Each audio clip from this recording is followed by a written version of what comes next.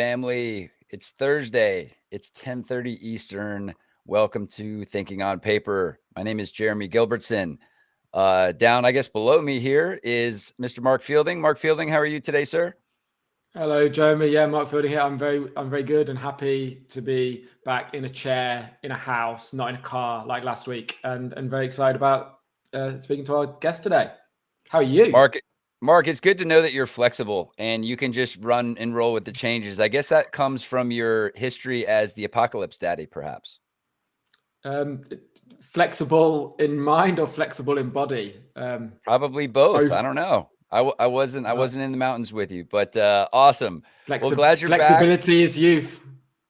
Yes, sir. Yes, sir. Well, hey, we are really excited today to have our guest Andrew Nocker today. I met Andrew through a mutual friend, I don't know, a few months ago, and connected immediately on what he was building with his new project in Web3, but also with like his philosophy on Web3 in general that really resonated with me. So we're super excited to have him live from his hotel room outside of ETH Denver, I think, is where you're at this week. Andrew, welcome. What's happening? How's it, Jeremy? How are you doing? Good to see you. Thanks for having me on the show, and you too, Mark. Nice to meet you. Jeremy, I'm actually in the UK and in Dorset. Couldn't be in a completely different location. Wish I could be in ETH Denver, but didn't quite make it out there this year. So hoping for the best next year. There you go. I'm very happy representing the UK because most of our guests have been in America, so it's good to have, even if you're not from England, to be in England. It's good to know. It's a great time zone, isn't it, Mark? Some say the best. Awesome. Well, Andrew, why don't you give us a little bit of background on you just in general, and then let's talk about how that background kind of moved and morphed into this amazing project that you have now out in the world. Sure. So I guess my life has really been involved with music, and music's always been my passion. And I guess every opportunity I've had in my life has been towards my passion. And so, I studied in Spain, where I studied a business degree, but every opportunity I had in coursework or projects was to basically weave in music and be able to try build and intercept technology or try morph the two together.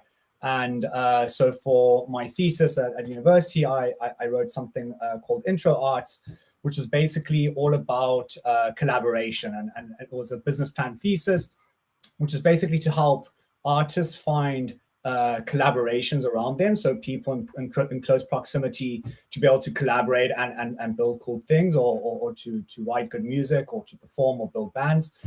I guess it's after university when I started really getting real experience in the music industry, not only as a producer, but as an instrumentalist. I also co-founded my own record label, independent record label in Spain called Buster Records.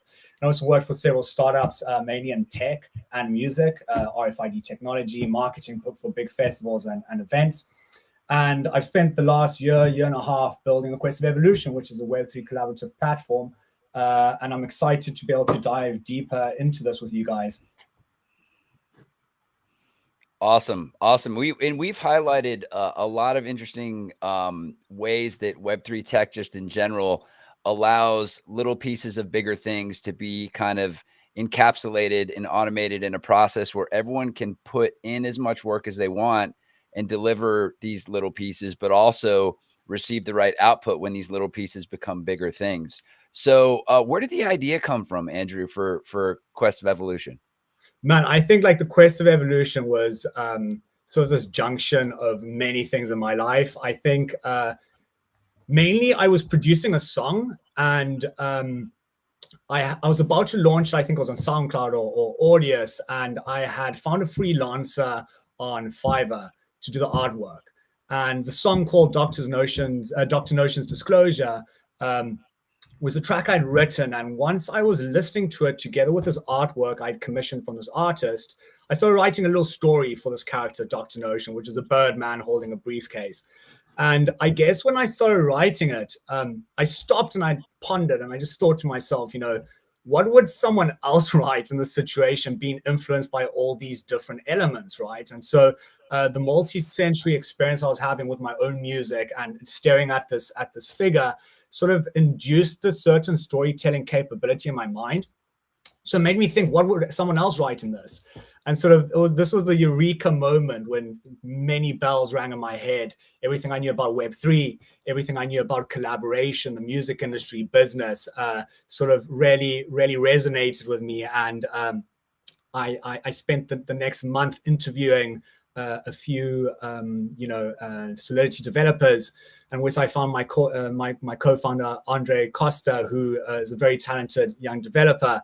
And as soon as I told him the project and I said, hey, how am I able to build a platform that allows people to collaborate or at least add to these ongoing stories, and be able to record this on the blockchain? And he immediately got it, and he was able to build it. And then straight after that, I called up my co-founder, my record label, Bob, who's not only a journalist, but a super talented jazz musician. And immediately when I told him about it, he was more like, dude, we gotta do this. I need to get involved. And that's when the Quest of Evolution was born. There's something about musicians. I don't know what it is, but in Web3, there's something about musicians getting stuff done and having ideas and bringing it all together and actually creating something. Yeah. I mean, it was like, it all happened like clockwork in a way, but it was also like a bit of madness and experimental, and something that started off as like an experiment, and somewhat something quite beautiful in the sense of like, it was very cognitive, and we wanted to tap into like the human emotion because of sounds, and we had this concept of like peripheral cues and how music can mold and steer the attitude of people towards common themes. And this all of a sudden like spiraled into this really much bigger project, which is all about sort of like this contribute to earn model, which has built quite a complex sort of set or tech stack that we have at the moment.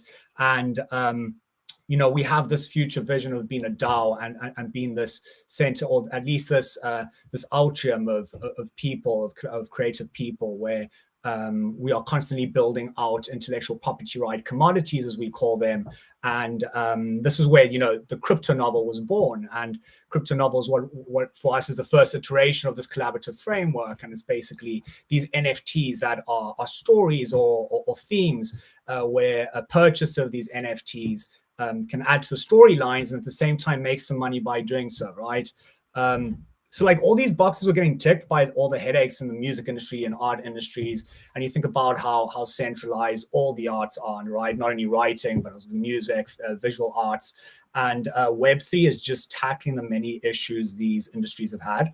And the Quest of Evolution, again, reiterating, although it started very much as an experiment, has turned into, the solution to a problem that we never thought we would have had at first when we started working on the project. Amazing.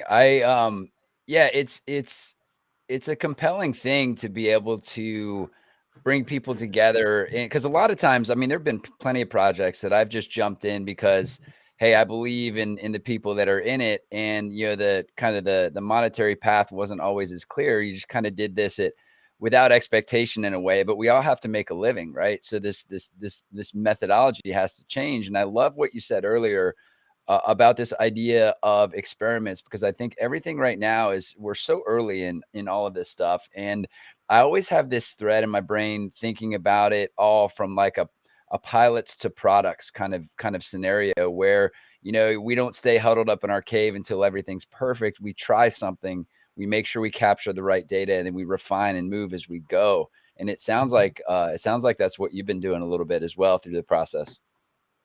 Absolutely. I think it's exactly that. And like everything has to be born in some way and shape and form, right? And we managed to do that. And I think it's just the creativity that Web3 allows you to really explore, which is very compelling.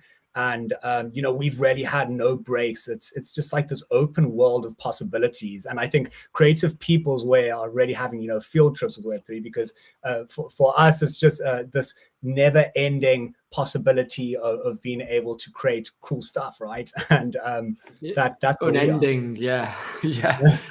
Almost too much opportunity. I'm just looking at it now, and like the crypto novels, and one of the part that jumps out at me straight away is that all genres, so you can do character design, journalism, memoirs. Could you talk about, okay, let's say it's me and I've found the Quest of Evolution and I'm interested. How would it work for me? What's kind of the process? What would I have to do? How do I get involved? And what would be my initial end point or my initial goal with Quest of Evolution? Perfect. So basically, our website is going to show crypto novels of all genres, right? And you named a few of them. So there'll be some that are not only like sci-fi, horror, but there'll also be different structures like journalism, lyric writing, character design, and a lot more.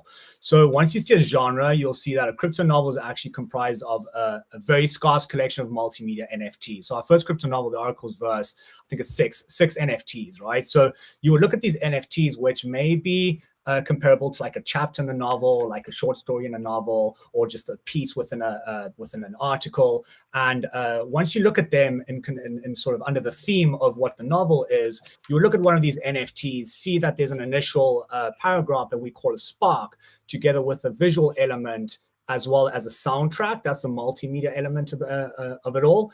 You would look at this, you would feel inspired and want to add to the next part of the text, right? Or you would want to contribute to the text. So you would purchase that NFT on an NFT marketplace. Once you do that, you're granted access to add a set amount of words to that particular NFT. Those parameters change between projects. Once you add those words, you are immediately added to a global royalty pool, which is shared with past contributors, and you are immediately granted native KEV tokens. So it's a QEV token, we call it the KEV token, is our native token, which grants you not only utility but rewards in the future DAO. So that's where the sort of right to earn model comes in. So all you really need to do as a consumer is really have a MetaMask wallet and some either ETH or Glimmer or Polygon or Matic. With that, you'll be able to purchase one of these NFTs and contribute to the storyline and be part of this sort of passive income and earning model that we've built. Nice. Okay. Where do I start? I was about to say, Mark, I think you and I, as a homework assignment, we should each jump in and contribute to one of these stories and just see how the process works. I think it's really interesting, and in the last post that I shared on LinkedIn about this upcoming episode, I had this, collaborative intermodal storytelling kind of nomenclature roll in my head. And it's really interesting. So basically we have 3 building blocks, right? We have like the seed or the spark, as you call it. We have the score element. So there's a musical element to it that's in there. And then there's a visual element. So let's look at it from the other round. So, I'm a composer. Mark is a graphic artist, right? So how would someone like us get involved with contributing these little story starter kits, I guess? That's actually a really good question. So right now we've been pretty strategic with our MVP and how we're launching and like controlling the parameters of what can be edited or added. And obviously one of the first things that comes to mind is writing, because smart contracts or coding, which is in essence writing, right? So it's something very much very recordable on a blockchain. And so to actually contribute in the realms of music or visual arts, we curate architects, and these are the initial artists used to create these sparks that you've mentioned, Jeremy. And so at first, what we're doing as a Quest of Evolution is really acting a bit like a label and like curating the different architects to be part of these novels. However, we are starting to open it up, and so we're going to have an initial sign-up process to get musicians or visual artists or even writers to be able to create these sparks. So to answer your question, soon on our website, we'll have a form to be filled out to create these sparks or crypto novels of your own, if it's not only writing you're looking for. And it's quite interesting you say that, because it also touches base on like the multidisciplinary side of like artists and the fact that how, a musician is usually very good at writing or particularly visual arts. And so again, the Quest of Evolution brings all these elements together. I love the architect idea too. So say you've curated, maybe you brought me in and Mark in as architects, right? We've done some work that you think is really cool. I come in as an architect and I put together almost like the director of a film would like put put the synopsis together, right? And then I would go to one of your music guys and say, all right, here's my spark, here's my idea. And I would coach them through this. Hey, here's what we're looking for on a music front. And then the same thing with graphic, or is it like, here's the seed, everyone goes off to their caverns, and then we come back out with product? How interactive is the architect with the people creating the different pieces? So we're still very young, and like the idea is like to actually build a community with these types of conversations are happening around building the initial IP. At the moment, the way it usually works is that we have someone called a novelist, or maybe like a project manager. And the way it works is that they create the initial storyline, right? And they decide of the first parameters, how many NFTs are going to be per novel. And then we go out and sort of mix and match and find the right artists for that particular novel. So what we're trying to really do is find the best practices of creating meaningful crypto novels and be able to put that to the public in a much more user-friendly way, where someone like you, Jeremy, or Mark, can very easily create your own crypto novel, come to the Quest of Evolution and launch it on our platform and be part of our economy and DAO. Yeah, that makes it. Oh, go ahead, Mark. No, I was just thinking the way you describe it almost sounds like an animated novel, but with a musical layer on it. And as architects, we could be quite minimally involved if we have a good idea where we create a synopsis or initial spark, send it out into the world, and then move on to the next one or do something totally different. That seems to be an option. It doesn't have to be heavily involvement. Not really. Like, here's the whole point, right? Like, we have this whole theory that contribution really generates and augments value, right? So just from an architect being able to paint a picture or compose a soundtrack to one NFT, it's all about everything else going on in that NFT, right? If you're a musician, you make the soundtrack, it's the visual element, it's the writers writing all those contributions. Later on, what we've done is that we've gamified the parameters. So we have something called infinite entries, which means that there's an infinite amount of, say, 200 words you can add to each NFT, but then there's a finite novel, which means that there's a finite amount of 200 words you can add to each NFT. So this collaborative process like really generates value and makes that this NFT really builds value over time. And we call this an IP commodity, right? And really what it is like a living vessel that just accumulates and gathers IP rights.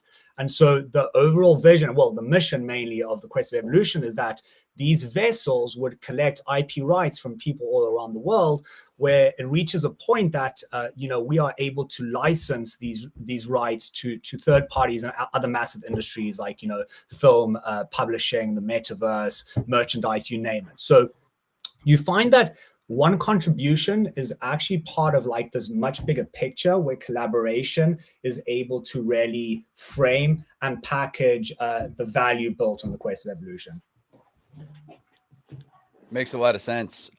So I think we're getting an understanding of how this whole system works and kind of where you're headed. Talk to me about like the early experiments or any like sorry spark seeds that you have going on and how those are coming along, even if it's kind of a closed experiment where you're curating some things. Tell me about one that's in the works right now. So you guys can check out the Oracle's Verse. That's our first ever novel. That's like the absolute seed, and that's even got Dr. Notion, which was the character that really helped me brainstorm this project overall. And so that's and I think this is also a very important part for us in the project is that apart from actually generating and building the stories, is also the limelight that we add to the artists we work with. So we don't aspire to work with the most famous, artists in the world, but the people that we do work with, because of this collaboration as a value augmenter theory that we've spoken of, you'll see that them working together, these upcoming artists are able to create something that's much more meaningful, sort of like a band, right? If you think of like a solo instrumentalist and you chuck in a drummer or a bass drummer, you've got a band. Like that augmented value is amazing. So just because I'm not the best instrumentalist in the world, maybe as a band I have this further value. The same applies really with our novels. And although we still haven't put it to the real test, which is to the public and having these collaborations happen, we've had some really positive feedback, not only on our Discord. We've had several takes on the story so far in our community, and but it's still to be put to the test, to the real test. But we're excited to see what happens. That's great. And Mark just posted the link to the Oracle's verse in the chat there. So how many additions were added to that initial seed? So this is we've worked with 3 architects, okay, in the Oracle's verse. So there's Bob, who's our co-founder, there's Mariana, and there's also Faisal. So Bob does the music, Faisal does the illustrations, Mariana is a screenwriter. So all the sparks are like the initial theme setters of a novel. Okay, so if you look at an NFT, the multimedia NFT is built by the sparks, which is usually a visual element, a music element, and a writing element. This creates a theme which inspires and gives some form of frame behind these, or towards these collaborations. And also, just to mention that we assign a charity to every single crypto novel, where royalties will also be perpetually donated to from the subsequent sales of these NFTs. But those are the initial architects we've built these sparks with. So now the whole idea is that a lot of these artists bring their initial fan bases and followings too. So when we do go on sale with our first crypto novel, which is in essence the whole collection, people will be able to start collaborating on the stories. And it's only 6 NFTs, so it's a very reduced collection. This does offer sort of like a barrier to entry, because the initial investment you need to actually purchase the NFT. But once you do, you can be part of the storyline. Got it. Like so the themes have been set, but the people haven't jumped in and added to them yet. Exactly. Got it. Yeah. And yeah, so cool. it's hard to like grasp from at first, because actually even though I'm trying to simplify it as much as possible, it's actually much more complex in its entirety. And so no one's wrong with that. Sell. Like everything in Web3, man. Let's not lie to ourselves. But I really like some of the points that you touched on there about the collaboration and people bringing their audiences to it. And if you're collaborating with people, obviously some people have much more persuasion and power on social media, so they can bring a bigger audience, they can get more people interested in it. But if you're collaborating with them, then you can kind of almost piggyback off their fan base. Speaking of the complexity of it, and I've been exploring the writing space, the Web3 space a little bit, and this is very complex. It's very literary. It looks very different to what's out there, because what's out there at the moment is perhaps going for the low-lying fruit. It's very simplified. It's very part of the meme culture, I guess, is the best way to explain it, where this seems to be, on first impressions, something more, I don't know what the word is, but more complex, more literary. Is that right? I guess so. Like, I see it as like 3 layers, really, the project. Like, I do see a PFP-iness of it, right, which is the initial NFT, which you can make your profile pic, you can hang up on a digital screen. Like, there's that simple element and sort of what we've seen from the success of NFTs in the past. But then there's this like a evolution side of it, where it's like you are able to now update metadata in a smart contract, which really translates to updating storylines in the quest of evolution, right? Which is, as I list this, they do go in increasing complexity. And the third one's like the tokenomics, and like this deeply rooted token, which we're trying to build, which is a direct reflection of the intellectual property rights in our movement, right? So the QEV token, the KEV token, essentially is ownership in the intellectual property rights of our movement. So anyone who either contributes, any architect that's part of it, the charities that are involved, all become part of like this IP rights pie. And so when in the future we do sell any of our IP rights or license them to any of these third parties I've already mentioned, a lot of the sort of profits will be shared amongst all those creators that are part of the movement. And this is the part of like the tokenomics and everything we've built. We've worked with Bankers Consulting, shout out to Bankers Consulting, to really fine tune our tokenomics. So we've built like this intricate token based on people's creativity. So you find that just the simple, task of just adding a bit of text to an NFT has now made you part of this movement that is not only giving you or granting you passive income, it's giving you also a grant and tokens, which is representative of intellectual property rights of a much bigger picture. So those are the 3 levels of complexity, like the easy PFP model of just cool NFTs with really cool music curated by the Quest of Evolution. The part that's pretty new, where you're able to edit and contribute to the metadata, and the third is that tokenomics that we follow, the token, the QEV token. Yeah, Mark, that's sorry. Oh, go ahead, Mark.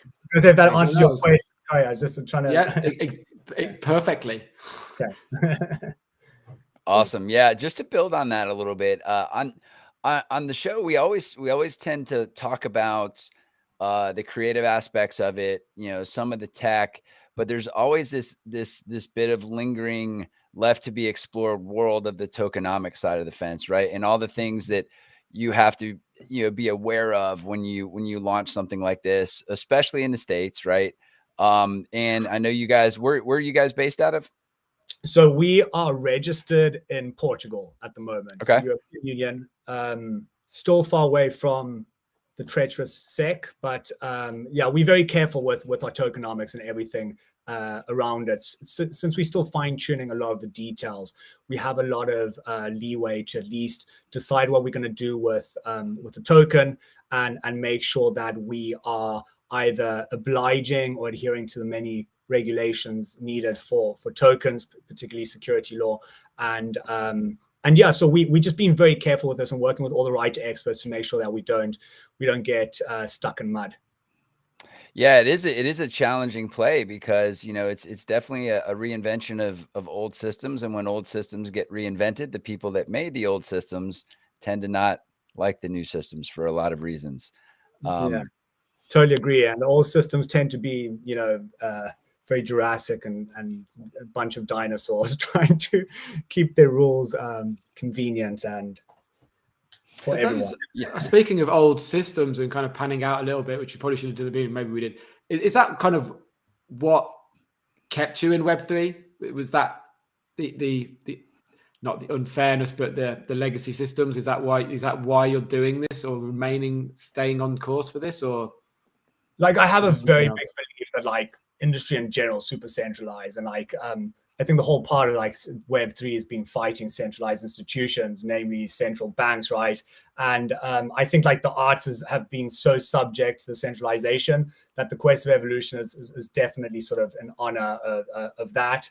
And again, like I said, the fact that we're trying to give opportunities to artists that probably wouldn't have the same opportunities in non-Web3 worlds is a big highlight for us. And we really want to double down on this and just show people that that you can start making money. Like, conventional creative processes in the real world are very difficult to actually make ends meet. Whereas now what Web3 allows you to do is create these very interesting new ways for people to be able to capitalize like their talents. And like, I think we're in the forefront of that. And so I guess it's a bit of an ode to decentralization. I love it. That could be a new spark. Let's get it down. Yeah. Okay. Quick shouts to Mark with Calamia. ode in the title is good. Ode is perfect. Ode is perfect. Quick shouts to Mark Calamia in the chat about the evolution of the creative process. He's deep into this stuff and always researching how tech and story kind of weave against each other and work with each other and braid together. So Mark, good to see you out there. Yeah. So Andrew, so we talked a little about the framework, the creative process, a little bit on the tokenomics. What about scale on this thing, right? So as you build Web3 solutions or emerging tech solutions or whatever you call them, you have people that already have the MetaMask wallet. We're already jumping in. I can go in and do my thing quick. Mark can too. But what about the people that are just lovers of story and writers or grand appreciators or people who want to be closer to the creative process in story? What's your marketing outreach message or going to be to those folks to make them comfortable, to make it easy, all of that stuff? I mean, it's a really good question. Follow on from that. is maybe how do you read the stories? Is this like a universal NFT ebook reader? Is that kind of in the roadmap and as well? Yeah, so the output access, that makes sense too. Right. Yeah. So I think, like, to answer the first part of the question, I think that's an answer, or it's at least a question for everyone building a Web3, is accessibility, right? So like Web2 people who are not Web3 native. And believe it or not, like actually still setting up a MetaMask wallet is still pretty tedious for some people. And, I think we've done everything possible to try and make it as user-friendly as we can. And a good example is that we are just recently building out a multi-chain functionality, which means that we can launch crypto novels on the majority of EVM compatible blockchains, right? So that would be Ethereum, Polygon, Avalanche, Binance, and Moonbeam. And this is all because we are building on the Polkadot network, namely Moonbeam, which is a parachain to Polkadot. But anyway, that in itself already increases usability, because a lot of these EVM compatible chains offer easy checkout systems like MoonPay, right? And that even allows for like credit debit card checkouts with your assets. And this is already a very big step forward. And I think in the next 3 years, it's going to become much more simplified. And so we are continuously looking at all these efforts to try build these on and off ramps into Web3. And so we're doing everything necessary to try tick those boxes. And also, Mark, can you just remind me your side of the question? I've sort of lost track there.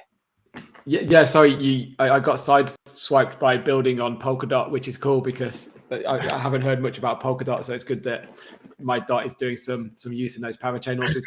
Kind of I think Jeremy worded it much better than I did about how do people access?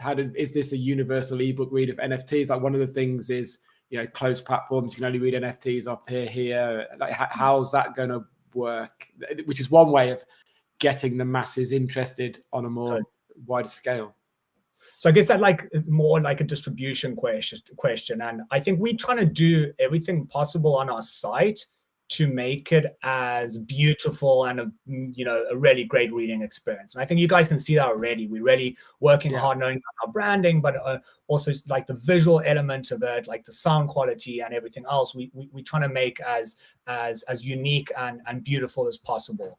And we'll keep evolving this over time. And, I think other distribution channels we leave to licensing, right, for now. So like we want to really focus on like the tech and the curation of these novels and being able to sort of offer a platform to other creators around the globe. And so we want to leave that distribution side to potentially publishing companies that want to distribute the novels that we have built. So we would cut a licensing deal with them and feeding into the community, paying into our DAO treasury, whereas the main focus right now is the tech, if that makes sense. So a lot of like these further opportunities like distribution, we want to leave to licensing for now. Okay, brilliant. And also, like, I think over time, the tech will also develop quite a lot. Like, I know a lot of like ledger wallets now are going to start having screens, and like people are going to have, in the future, I almost envision it as, wallets being screens and people being able to carry their NFTs in their pockets. And so I think we just got to keep a close eye on it and make sure that we're moving just as fast as the market does. Yeah, the Ledger guys have some new stuff coming out. I'm working to actually get them on a future episode. But yeah, there needs to be some sort of interactive element with these wallets, and whether it becomes like what the old iPod was years ago, or the first iPhone, or some way to interact with all the stuff that you pull together. All makes great sense. I want to ask another line of questioning too, related to the multi-chain stuff, right? So I remember when this first kind of all came together, I really had, and this is an American reference, so if I need to explain it, I can dig a little deeper. But when it first came, Ethereum came out, a couple of other chains, you had Hedera doing their hash graph stuff and all of these different things. It became this very Ford and Chevy model, right? Where, you either love Ford or you love Chevy, or you loved the Detroit Lions or you loved the New York Giants, right? You had to pick a team, and then you were bought into that team, and everything else sucks, right? But now we're H starting bar. to, yeah, right. That's right. That's right. So, but now we're into this mode of, okay, like this stuff is going to get built everywhere, and we need to be able to move between these worlds in interesting ways. I don't know if you saw what was going on with Rally a while back, how, it was a platform that had a social token, had assets, and then ended up shutting down.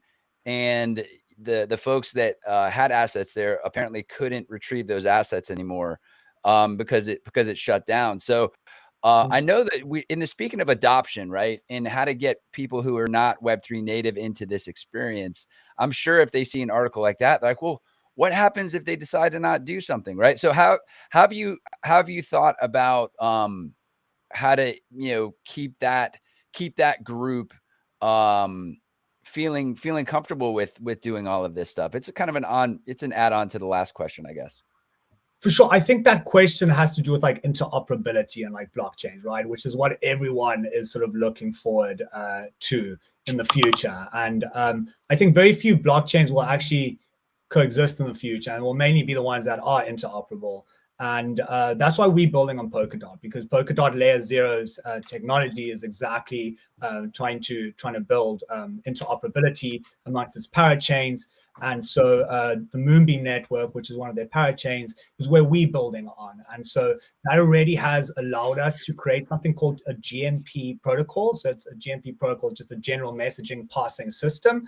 What this allows us to do is, with our smart contract in the Moonbeam network, we're able to communicate messages to smart contracts on other networks, which are EVM compatible, right?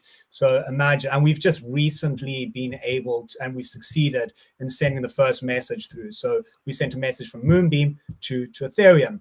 And this is great because this means that our ERC20 token, which is our Kev token, will live on Moonbeam and on the Polkadot network, on the Layer Zero network, and all the ERC271 tokens will be able to, the 721 tokens will be able to live on these EVM compatible chains. So if I launch a crypto novel in Ethereum, I will now be part of a global royalty pool in ETH, but I will still be granted Kev tokens, which are coming from the Moonbeam network, right?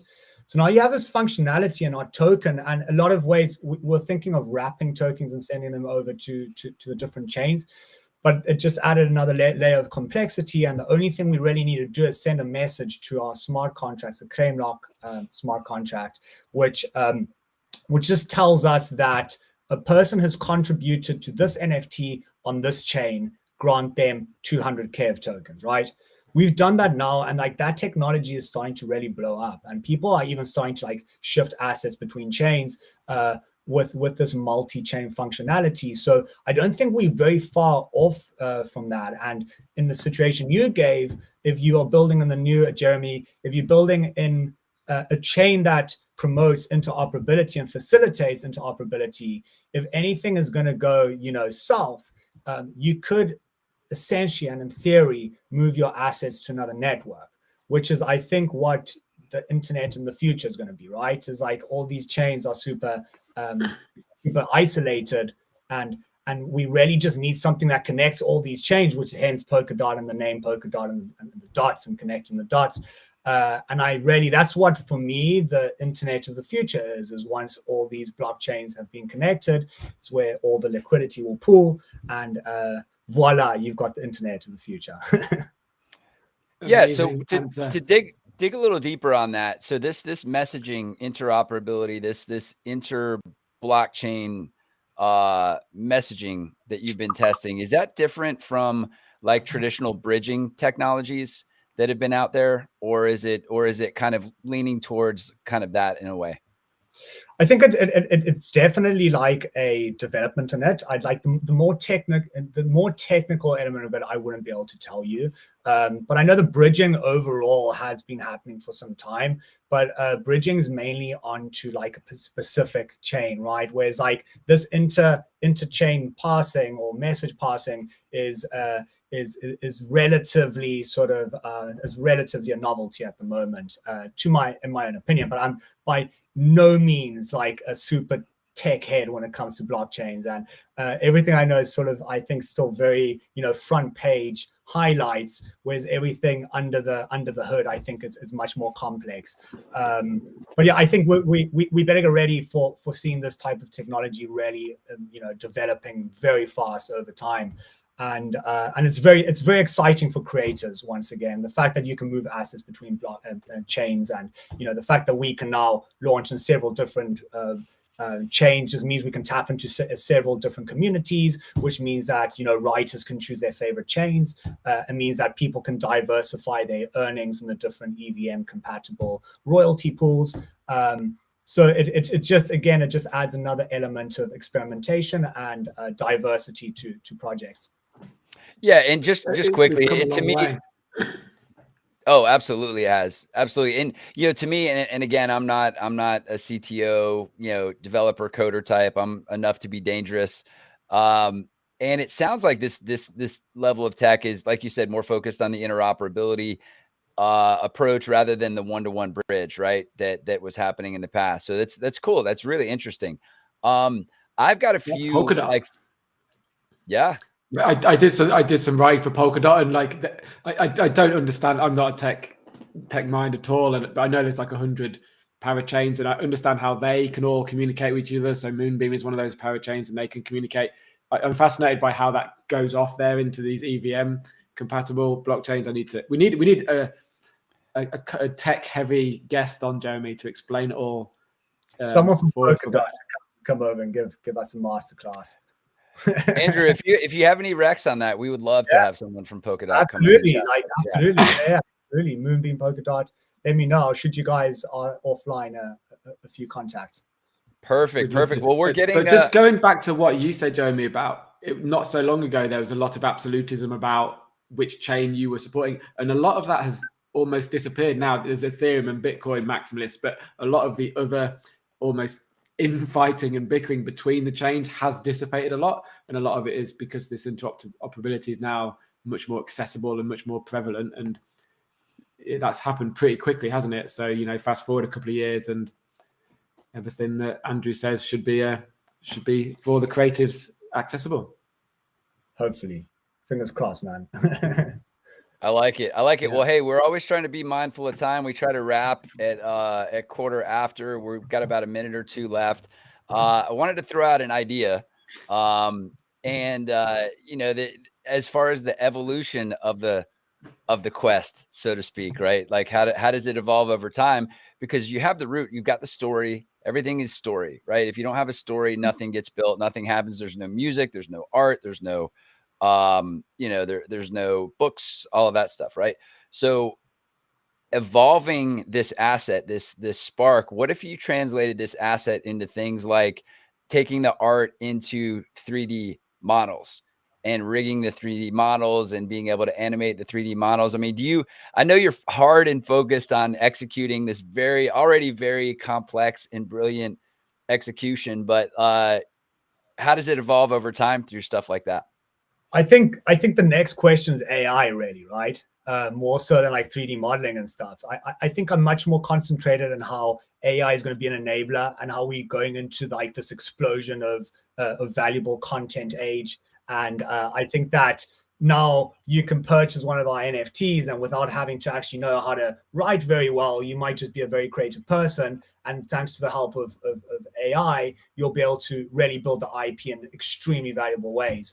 And so I'm much more interested in sort of diving into that. And also we've got a little teaser of something we call a living NFT, which is when you write into our contribution page, or you write an entry, in essence, what you're doing is writing a prompt, right? So we're looking into the technology behind evolving the actual image once you're actually writing the prompt. So that's probably the next step for us. And I think it goes along the lines of where you've mentioned, Jeremy, but we're taking baby steps, and we want to focus first on our MVP and crypto novel, but some exciting stuff definitely down the pipeline. Okay, so when's the launch? When are you inviting people to contribute to stories and all of that? What's the timeline look like? So you can look at the Oracle's verse now. You can explore it. You can read the characters, listen to the tracks. I suggest people do that and try to get pretty submerged into the stories. We are going on sale in mid to end of March. We're just finalizing up with finalizing our multi-chain contracts, and we should be good to go. But mid-March, latest end of March, we are going on sale with the Oracle's verse. Awesome. So Mark posted some links in the chat here, guys. Andrew, where can everyone find you if they want to get in touch and learn more about you or learn more about the project? LinkedIn's good. Just join or invite me on LinkedIn. Happily have anyone contact me there, as well as our Discord, our Twitter, and also our LinkedIn Quest of Evolution page is also doing pretty well. So any of these means is a good place. Awesome, Mark. You got any hot buttons you want to throw this guy before we get out of here? We can do a couple. Yeah. One word answers: fiction or non-fiction, Andrew? Fiction. Community or utility? Utility. Royalties. Give me 1%. I don't know if that's the real question. 0%, 1%, 5%, or 10%. 10%. Okay, yeah, nice. Code Very artist forward answer. Artist forward answer. I like it. Artist forward, yeah. Code is law. Code, sorry, say again. Yes or no? Code is law, yes or no? No. Okay, you'll upset some of the listeners. Apes or punks? Punks, man. Yeah. And reggae, heavy metal, or drum and bass, which is a question I always ask. So reggae, heavy metal, or drum and bass, or drugs and bass. Drums and bass. We can make that. Is that a new genre? We're genre we just played it. Spark. It's a brilliant genre. Reggae is winning all across the field. Everyone loves reggae. It's a happy music genre, man. It has to be in these crazy times. It has to be. Yeah, amazing. Yeah, like amazing. That. All right, guys. Well, this has been an absolute pleasure. Andrew, thanks for joining us. So great to dive a little bit deeper and share what you're doing with our listeners. Mark, always a pleasure, chopping it up with you guys. We are actually also, just a quick heads up, we are streaming live on YouTube right now. We have all of our old YouTube episodes on Thinking on Paper channel on YouTube. So if you missed any, you can always see them on LinkedIn, but you can definitely see them on YouTube as well. The empire expands, as we say, and we'll see you guys next time. Thanks. Thanks, guys. Thanks for having me.